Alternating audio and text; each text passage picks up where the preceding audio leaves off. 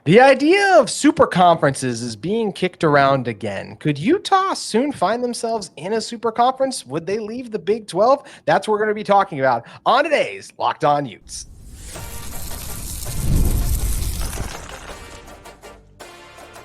You are Locked On Utes, your daily podcast on the Utah Utes. Part of the Locked On Podcast Network, your team every day. Hello, everyone, and thank you for making Locked On Utes your first listen every single day. We are available on all platforms, including YouTube and wherever you may get your podcasts. You're listening to this show as part of the Locked On Podcast Network. Thank you for making us your first listen of the day. Again, if you're interested in a second listen, you can always go over and check out Locked On Big 12 too. Lots of things going on with media days in the books and several other media days across college football ramping up. Today's episode of Locked On Utes is brought to you by FanDuel. You can make every moment more as the playoffs wind down. The top sports, they just stop sporting like we want them to. But this summer, FanDuel is hooking up all customers with a boost or a bonus daily. That's right. There's something for everyone, every day, all summer long. You can visit FanDuel.com to get started. My name is JT Wistricll, former intern inside the University of Utah Athletic Department. And on today's show, excited to be joined by Jeff Woddy, a former Iowa State running back who does just everything for them basically during the fall, all kinds of content, contributions, post podcasts too. Jeff, appreciate you taking the time. And before we talk about Utah versus Iowa State, a preview of the brand that the Cyclones bring to the Big 12 as Utah makes this transition over, I want to talk to you about first how you react to the news about super conferences, because it's something that's been kicked around so many times before. And Ross Dellinger reported this, comes from his X account, and Greg Sankey was asked about it on SEC Media Day without specifically mentioning the private equity-backed Super League proposal. Says their ideas being sold or pitched to quickly somehow resolve the college athletics issues. However, he also mentioned there is no magical pill. And what he is talking about is a proposed model that would take college football away from the NCAA, create a separate league consisting of the top 70 programs, including every former Power 5 conference member, plus Notre Dame and SMU. So it's wild stuff that's been thrown around, but it's also wild that we're doing this episode and Utah's a member of the Big 12. Things change, and I think there is a possibility that we are heading for super conferences. If I had to bet on it, I think it's very likely just because of the money, and there's more opportunities for the schools to make money if they potentially go separate. So I think there is a very good chance that by the time 2035 hits, we could have super conferences. I like conferences the way they are. I, at this point, hope Utah stays in the Big 12, but Jeff, it's hard to know if anything's for certain in the world of college athletics. Yeah, I think one of the things that's interesting about it is, so Brett Yormark is kind of the right guy for the job at the right time, at least to protect the Big 12's interest. But there's also this time where everything just swirls and you don't know where anything's going to specifically land. But going back to Brett Yormark, him talking about bifurcating basketball and football media rights is one of the main kind of inside baseball things that without doing that, it's not really going to be possible to get football separate because it's sold as one package. Well, it is Florida State and Grant is trying to get out of the ACC, but it seems pretty locked tight that they're not going to be able to break that contract. It's just, can they nag the ACC long enough to let them out of it to just make sure they just, you get out of here? I doubt it, but those media rights, for those that aren't super sure how they work, is essentially if I'll be Iowa State, you're Utah. We collectively say, you know what, Big 12, you guys take get broadcasts, what I have the right to broadcast my game, and see who wants to buy it. Who wants the right to broadcast that game? Well, when ESPN buys that, then that means I no longer have the right to broadcast my own game or whatever product that I just sold. It's just ESPN's then. They are buying the right to my thing. So right now, all those media rights deals, you can't do anything with them. From football and basketball, you can't separate them unless you void all those contracts, and every single one of those contracts is a buyout. So until all of the networks or all of the TV contracts are bifurcated, they're pretty much stuck because that's what the money that is driving all of it is coming from those TV contracts. So at the earliest, it's going to be whenever either the ACC blows up or whenever all these conferences are basically done. That being said, to me, it makes a bunch of sense to do the football separate because that allows the rest of the sports to operate like we kind of expect them to, with basketball being the driver, both men's and women's basketball being the driver. But they function without getting yanked around by football programs, because you think of someone like a North Carolina. North Carolina's all the rest of their brands, or Stanford, all the rest of their brands are really, really strong. Football, hit or miss. Well, why should the rest down the chain be affected by this one thing that's just driving the bus? So to me, it feels economically and commonsensically, if that's a word, better to split the two and have the rights be done and have the football programs be separate. And then if they do go separate, I think Utah and Iowa State are safely in that bunch. Yes. Because I usually jokingly use the term the transitive property of giving a damn, in that I don't care. Like, we're in the Midwest and except the upper Midwest, and it's kind of between us, North Dakota State, South Dakota State. If those two teams were to play each other, that's probably better football than 95% of all games across the country. Yeah. Well, I really don't care. I mean, I do kind of, but I'm not going to sit down and watch it because it has nothing to do with either Iowa State or I do a lot of stuff with Iowa around here, and it doesn't really affect the teams that I have a vested interest in. So transitive property being, I don't care about that because it doesn't matter to me. So the Super League, it's never going to get super small, because if they have just Ohio State and Michigan and Georgia and Alabama and that's pretty much it, I'm not going to care. I'm not going to watch that. So all the viewership that's kind of promised by, people will watch Ohio State, and people are going to watch Ohio State until it doesn't matter. And then I'm going to watch whatever league Iowa State's in because that's where I graduated from. It's where I care about.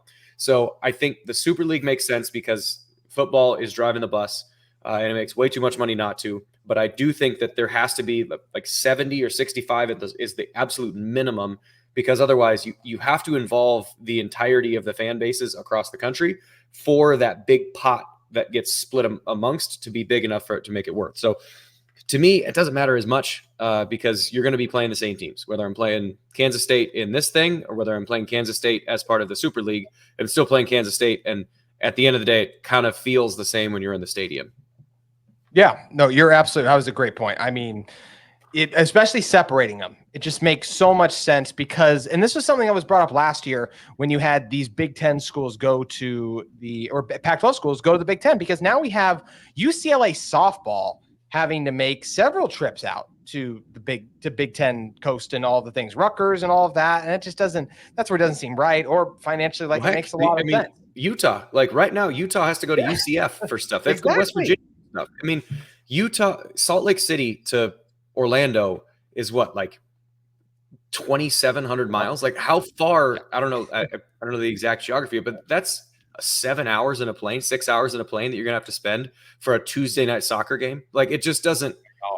It just doesn't make sense the way it's at. And so there is a better way to do it. And I think that it is possible if logistics can be made to line up with money, which can be made to line up with common sense. To me, the Super League makes more sense than these crazy conferences that we have. But I'd rather be in a safe, crazy conference than an unsafe, crazy conference. So Big 12 it is. I mean, absolutely right? Like, because people are frustrated with the way the NCAA has handled things, of course. And like we said, there could be more money if you do football breaking away, and then you have some of the other rights to sell there too. But it's also hard because you do have these. It's an unknown, as you highlighted and mentioned. And yes, the big schools and big brands going there will carry value.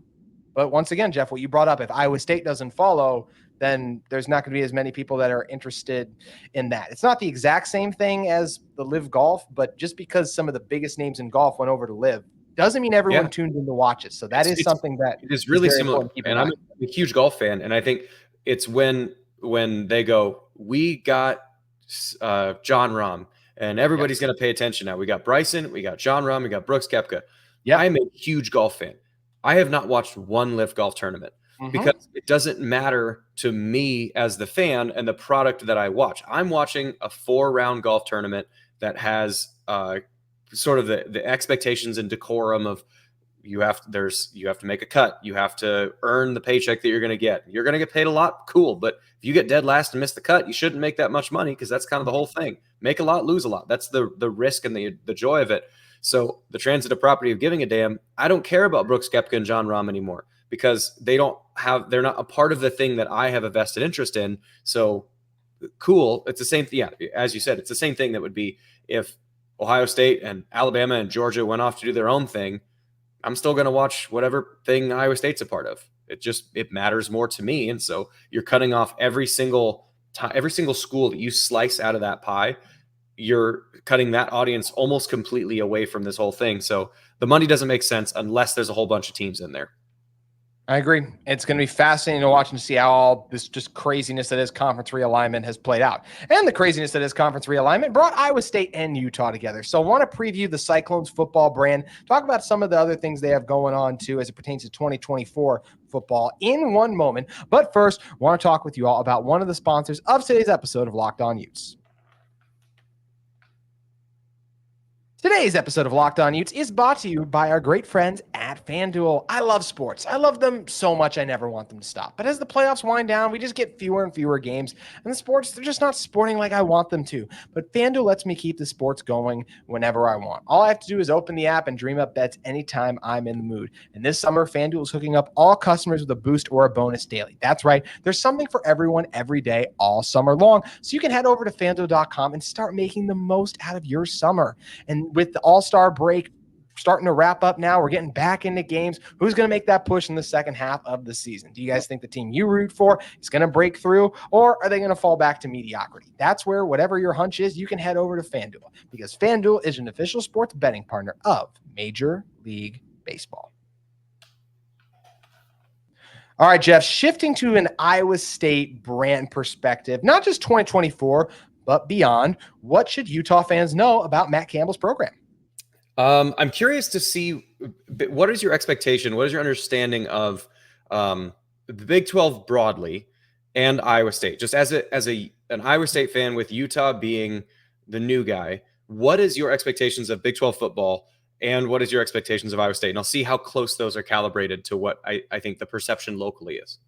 I like it. Iowa State, to me, is a team that any year can be right in it to win the conference because of what a good coach Matt Campbell is. Is that going to be this year? Potentially, right? I mean, you look at what Rocco did last year, winning Big 12 Freshman of the Year. I know your tight end as well set the receptions record for a freshman tight end. So, there are a lot of things and potential of, okay, this could be really good this year. But there were also some games that didn't go your way last year. And obviously in a college football season, you just can't afford many losses if you want to reach those lofty goals. So I think that Iowa State as a brand is a team that could be in the mix for the conference any year. And I think the Big 12 overall, it's just very interesting, right? Because no Texas and Oklahoma, but there's been a lot of years in the past where programs like Iowa State were beating up on Texas and Oklahoma. So I think it is a conference that I don't know if there's going to be a Utah dynasty where they win 3 in a row or anything like that. And then Utah only just won 2 a couple of years ago. I think it's going to be a conference where it's going to be very much a changing year to year of which teams rise to the top.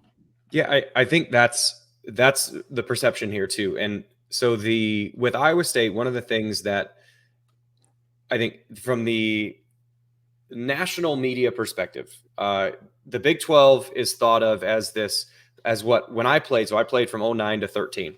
When I was there in the Big 12, that was the Geno Smith, RG3 Baylor, where it is just 65-40, and every game is an absolute boat race.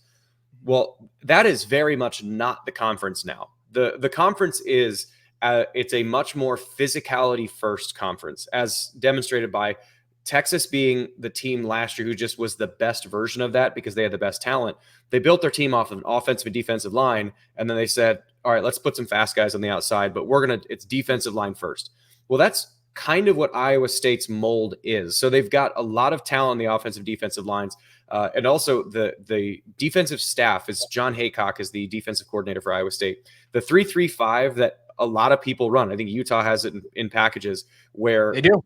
Nose guard is playing head up at the center. You're playing 2 defensive linemen inside the tackles, one of which is going to be more of a pass rusher, one of which is going to be more of like a exterior defensive lineman kind of hybrid. Your 2 middle linebackers are super run fill players, but then you're playing in space and it looks like there's a whole bunch of room to run in, but there isn't, and everything condenses down. That whole thing is meant to make a pile and watch it spill. Well, that whole defense was built by John Haycock. He was the first one to do it.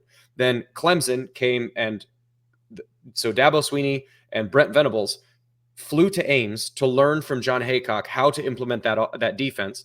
And then once Iowa State and Clemson were doing it, then Ole Miss did it, and Kansas State did it, and Baylor did it, and Matt Rule did it, and then he took it over to just a bunch of different places, and all of a sudden it's everywhere. So as a defense, that 3-3-5, that was the reason they ran that is to get teams away from this run and gun, everything's super, super fast. Well, that's 2017 is when that happened. And so now teams have not been able to be as run and gun and as fast as they want to. So it's led the conference to bend more towards physical running game, big tight ends, big wide receivers. You got to have a lot of play action that's going to come off of that run game. And Iowa State has the potential and talent to do that, but they also are relatively inexperienced in that. They've got, I believe, of the 22 starters that are back, 20 of those 22 on offense and defense are returning. Most of those that are returning are underclassmen. There are some upperclassmen that are returning. Rocco Becht, freshman quarterback. Abu Sama, freshman freshman running back. Ben Bramer, starting tight end. Freshman, going to be a sophomore. You have Jalen Knoll and Jaden Higgins that are the wide receivers. They are upperclassmen, but they have Brendan Black, who is a guard. He was freshman, going to be a sophomore. So they're freshmen and sophomores that are kind of graduating up age-wise, but they're returning almost everybody. So where do I see this Iowa State? And you mentioned the term brand. Is it's super physical. They are going to come at you. It's pretty similar. Campbell and Whittingham are very similar personality types. Mm-hmm. Very similar. So it's the phrase that Campbell will use all the time is, here at Iowa State, we have to go up the rough side of the mountain. So the way that they view everything is, we're not going to try and flash and dash everything. Is we're going to put our toes in the 50-yard line. You're going to have to match us. And once we're going to find out who wins. And if we lose, we got to own it. And that's kind of the attitude they go about doing it. So it's a really talented team. It has a lot of snaps played, but they're not super old. So depending on whether you view that as young or old, they're experienced but young, then this team has the potential to be in the upper 1, 2, 3 in the conference. And I think its floor is in the middle because they have too much talent not to. But it is a team that could fit anywhere in the top half from 7th to 1st in the conference, just based on the talent and depth they have on both sides of the ball. You mentioned you guys are a younger team. Jeff, you're familiar with Utah. I can tell you already talked about the 3-5-5. You know Utah's a pretty old team. Yeah, so that's where this will be an interesting matchup, because Cam Rising, we've heard the jokes about how long. Brant Keithy, same thing, right? Been around a very long time too. And the defense has tons of guys who were a part of – there's a lot of guys on this Utah team that were part of the 2021 team. Like, we're still feeling the ramifications of COVID and all the things of that nature, where these guys have that extra year of eligibility, and a lot of them have been able to use it this year. When the matchup is between these two teams is intriguing, right? Because it is Saturday, November 23rd. So way off in the season, enough time for injuries to maybe mount for the older Utah, which led to their season going off the rails last season. A lot of time for your young Iowa State team that already showed a lot of promise last year I see all the time in season growth and development. I think a lot of people overlook that, but we see it happen all across the sport all the time. So because this game is in Rice-Eccles Stadium, where they've only lost one game since 2018. They lost that one to Oregon last year, but Cam didn't play either. So this team, with their fully healthy starting quarterback outside of the game last year, they've really only lost one other game, and that was during the COVID year. So with fans in the stands in Rice-Eccles Stadium, the altitude, Utah is very tough to beat. I do expect Utah to beat Iowa State in that game, but what do you think that matchup will look like when the Cyclones come to Salt Lake City in late November? I think there's two kind of X factors on this. One is that it is a home game in Utah at night. Yeah. And that's going to be a hard place to play. At the same time, now granted, this is definitely not the same team, and I'm going to say this, and I understand it is a completely different level. The only altitude that Iowa State played at last year was against BYU. That game was 35-0 at halftime. Iowa State absolutely up and down the floor. Abu Sama had like 240 yards rushing. Utah's a very different team than BYU. But the only similar that I'm going to draw is that because Iowa State is already a North team, it is already used to cold. When it's going to be playing probably a night game, it's probably going to be a night game. It's going to be 40 degrees, maybe. That's not really going to bother Iowa State. Also, one thing, so that's X factor number one. It's a night game. That gives Utah a giant advantage, but it's not as much of a disadvantage for Iowa State as it will be for like a Texas Tech or a TCU coming from Fort Worth or UCF. The other X factor is the fact that Iowa State generally, and I don't know, I haven't watched enough Utah with a depth and understanding of their roster one of the things that Iowa State will do, if you check the box score, specifically defensively, because there's just more statistics available, tackles, pass breakups, whatever, there will on average be somewhere between 20 and 26 guys that record a defensive statistic in every game. So Iowa State will play 2 and 3 deep just cuts. And this is going to be like the Iowa game is kind of usually the biggest game on the schedule for Iowa State until you get to like the end of the conference season trying to win the thing. Even the Iowa game, where it matters a ton, Matt Campbell's going to play their second and third string safeties in the middle of a super important drive in the middle of the third or fourth quarter, because that experience is really, really important. There are a couple guys, if you lose some key positions here or there, you don't want to have that happen. Obviously, like a Cam Rising with Utah, that happens. It's bad for everybody. But most positions, they have a bunch of depth in. So over the course of the season, you've heard of the term, or you've heard of the person named Brock Purdy. Yes? Maybe. Somewhere. So when he was playing at Iowa State, I think he lost in the month of October one time. And all the rest. And so that the joke is Brocktober. And the reason for that is by the time you get through August and September, in October into November, Iowa State tends to get better because of how much depth they play with. So this being in the back half of the season, Iowa State not getting super bothered by cold weather, and they're going to have a lot of depth rolling through, they shouldn't be as affected as most other teams coming to Utah are going to be. I said there's 2 X factors. There's another one I think that I'm just curious about with Utah. The Pac-12 this past year is as good as the Pac-12 has been in a really long time. But the Pac-12 last year was like the Big 12 in like 2013, where it was you have a bunch of teams that are just gas, high octane. Oregon, Washington, USC. You have all these teams that can just score, and they're going to try and beat you the same, just like those Art Briles Baylor teams, just like the Dana Holgorsen West Virginia teams. They're going to try and beat you 50-20. I don't want to try and beat you 26-6. Every team in the Big 12 wants to beat you 17-3.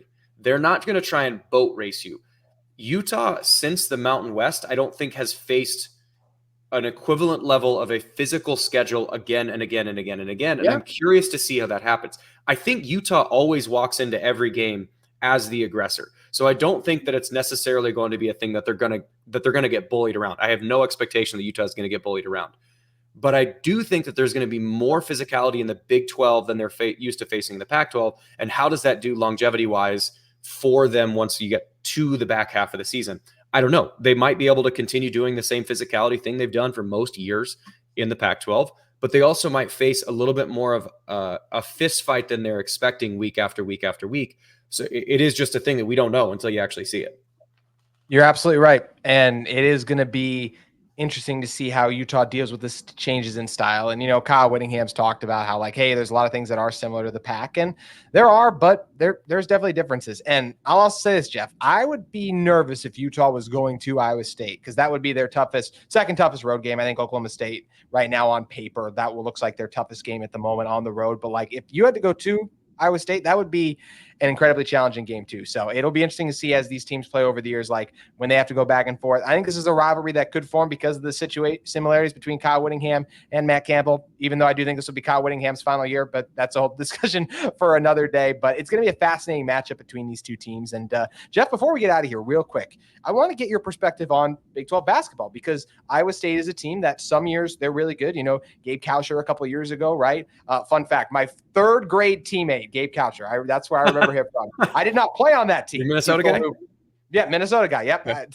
For people who listen to this, they will not be surprised by that know that I did not play on that team. But I was third grade teammates with them. So I know Iowa State basketball-wise, they can be really good some years, and in other years, it's the Big 12, so it's really tough. What do you expect for a program like Utah, who is going to be trying to make it in the Big 12? And I will also tell you, Jeff, they're not coming off the greatest year either. Yeah. Basketball-wise, this is the Big 12 is a murderer's row of basketball. Mm-hmm. So Kansas is going to completely have retooled their entire roster. And Bill Self has, I believe, almost as many conference championships as losses in Allen Fieldhouse. He has been there since 2002, I think. Mm-hmm. I mean, an unbelievable amount of success. Mm-hmm. Baylor has won a national championship in the last 5 years. Arizona is coming in, and y'all played Arizona. Arizona's a really good team. Iowa State's gonna start the season probably preseason top 5. Houston's going to start the season probably preseason top 5. West Virginia just got the Drake basketball coach. Drake went to the NCAA tournament, and they have the player of the year in the Missouri Valley back-to-back. West Virginia is going to be good. They have a ton of money on NIL that they're going to spend. There is absolutely no easy game in the Big 12, and probably there are legitimately 4 to 5 teams that are going to be competing for a 1 seed in the tournament in the Big 12. So Utah, they are going to come in and going to have to figure out, like we talked about physicality. The Big 12 is a fist fight in basketball. So I think if they can match the physicality level, or not to bring up BYU twice, and I know, again, this is a Utah podcast. I don't mean to say this too many times. Well, BYU, I mean, we can call facts. BYU is better at basketball than Utah is right now, and even though Utah beat them last year. The thing that's interesting about BYU, and the only reason why I brought them up, is Iowa State, Houston, Kansas, Baylor, they all want to get in it's a cage match, and referee can't call a foul on every single play. That's kind of the way to go about thinking about it. BYU didn't want to play that game, and so they went and just got a whole bunch of dudes that can shoot threes, and they went ball movement, ball movement, ball movement. So if you're a team that wants to play physical, you're going to have to be better at being physical with teams that are already good at that. So it's like trying to fight a shark in the water. What BYU did, and UCF is also as super physical, so it's not really the best example, but like what BYU did is they tried to fight a shark on land, and they tried to get them out of the environment that they wanted to be in, which was successful in the conference because it's not something that the conference saw. So I don't know what Utah's playing style is going to be next year. If they're able to do something different enough, then they might be able to find some success. But if they do try and fist fight, if they try and out tough the teams in the Big 12, it's going to be a rough year because there is a lot of really tough teams. And like I said, Kansas is going to start preseason top 5 or 6. Iowa State's preseason top 5 or 6, and Houston's preseason top 5 or 6, with Baylor not too far behind. So there is and Kansas State, because they just got that transfer from Illinois. There's a lot of good teams in the Big 12. I think that is a fun group to watch, just game after game after game, because good on you. You don't really have any easy ones. Well, yeah, it'll be fun for them. Maybe not for Utah when they're getting their butt kicked each week. But eventually, you get your butts kicked a little bit. Then you eventually and hopefully learn from it, and we'll see if Utah can rise up. But that's why it's nice that football season is first, Jeff. And you were a busy man during football season, so tell everyone where they can check out your content at. So if you are in the Des Moines area, or if you have an internet connection, and you can access that. So Cyclone Fanatic, I do a podcast with one of my former teammates called Kicking It. We just had Lions running back David Montgomery on. We've had Coach Paul Rhodes. We had Coach Dan McCarney, who are past Iowa State head coaches. We've had Chris Felica from Fox Sports on. So we've had a bunch of different fun guests. So Kicking It on Cyclone Fanatic. Also a local ABC affiliate show, and then do some local radio around here. And then if you every once in a while, usually about once every other week, I'll be in Sirius XM radio with Ari Timken and Dave Archer. So basically, once August starts, I don't see my wife and kids. I just talk about sports. That's it. Hey, that's the grind, right? Well, we appreciate you taking your time away from your wife and kids and your dogs to join me tonight, Jeff. But make sure you guys give him a follow on X at JWoddy32. Jeff, thank you again. Yeah, my pleasure. Thank you. That's going to do it for today's edition of Locked On Utes. We'll be back with you for more Utah content coming up on tomorrow's show. We look forward to seeing you then.